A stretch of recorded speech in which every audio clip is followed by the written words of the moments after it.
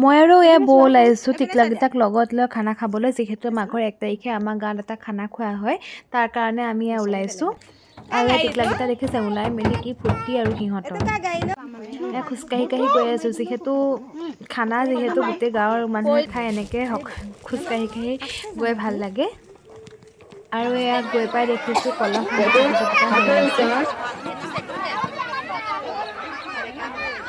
খেল ধেমালি শেষ হোৱাৰ পিছত এয়া ভাত খাবৰ কাৰণে সকলোৱে প্ৰথমে সেৱা প্ৰাৰ্থনা আগবঢ়াইছে।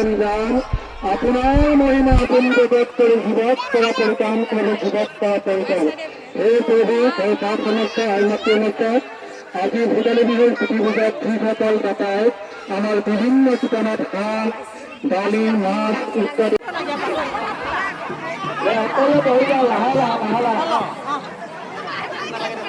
সকলোকে আমি ৰাতি 6টা বজালৈকে দিম আৰু কোন কেনেকৈ আছে সকলোৱে আহক।